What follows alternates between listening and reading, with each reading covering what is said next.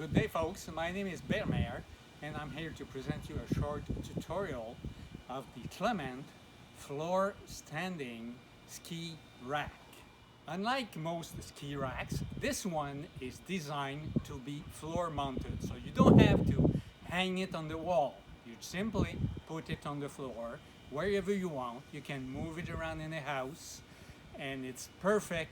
It's so nicely built, so nicely engineered. It's a very beautiful product that is very difficult to find. So nice that you can put it anywhere in the house, in the hallway, in the living room, in your bedroom, even in your garage.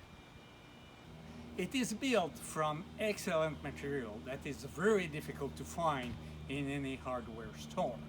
Mr. Clement found the best pine in this world. He stained it with a very nice walnut color, and he added 3 coats of the best lacquer that exists on this planet. This finally provides you a product that you will not find anywhere except from Clement's factory. Now, let's proceed with the assembly of the product itself. First, you have to set up some sort of table. The best table, here I have something, but it's not the best of all. The best table is something that was found in old offices. Remember these tables with metal legs that were chrome plated with a nice top made of formica or something like that, that tried to mimic the look of the wood but didn't succeed very well. These are the best tables that you could use to build this product. So if you can find one, get it and get started from this video. Okay, before we begin now, guys, let's have a quick look at the different components of this ski rack. First, you have 2 feet, one left and one right. Or if you prefer, one left and one right. They go either way. Okay, the first 2 parts. Second, you have 2 vertical studs. Again, a left one and a right one that will attach to the 2 feet. So this is the second component. Now, the last component is the horizontal piece of wood. I mean, many pieces of wood, and this is where the challenge to build this excellent ski rack has been.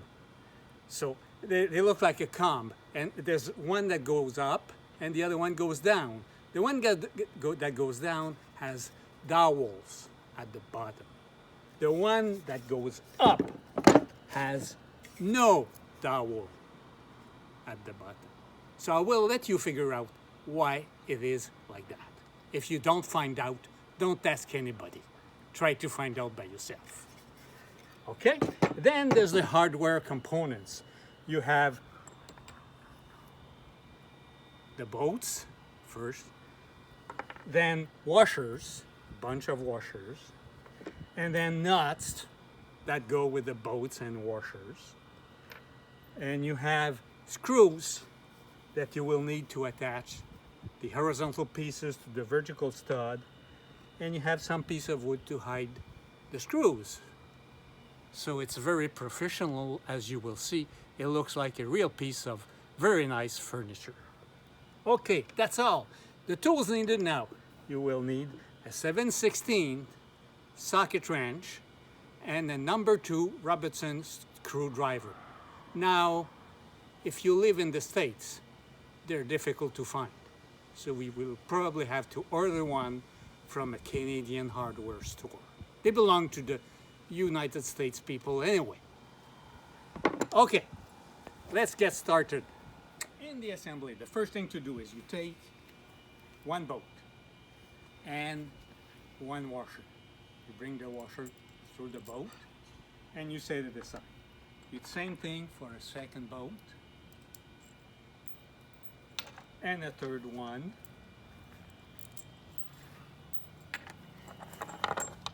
And the fourth one. Once this is done, you take 1 foot, put it on the table. You take one vertical member and you will see there's 4 holes in here. So that's where they attach to the foot. There's no hole on the other side. It doesn't attach to anything. So make sure you use these 4 holes to attach them to the foot. So you bring them together like that with the holes that are bored here on the outside. You will see the bore hole. Same thing here. They have to be on the outside, not on the inside. Good. Now, you take the bolts and the washer and you feed them through the holes. 4 of them. Easy enough, right? You turn this around and then you put washers again on each bolt. 3, 4, and finally you will guess probably 4 nuts that go on top of this.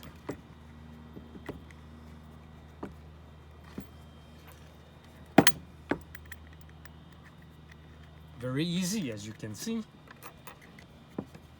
It's been very well thought and engineered. You can't miss it.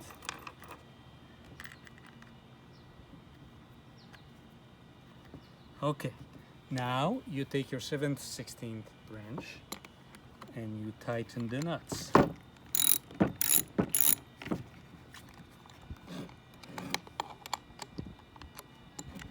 You don't have to over tighten, but make them strong, make their joint strong.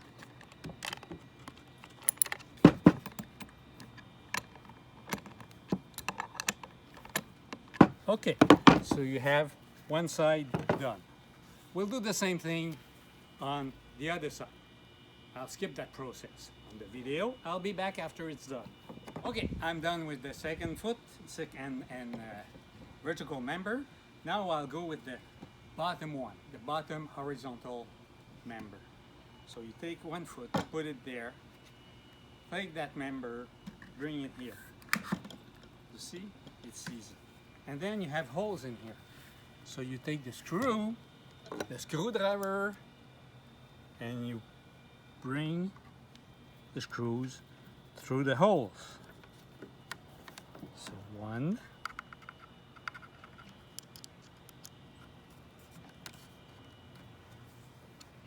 and make sure that it sits tightly against the member here. Okay. As you will notice, there's a small chamfer in here. This is a nice finishing for the product. That's why it looks so good.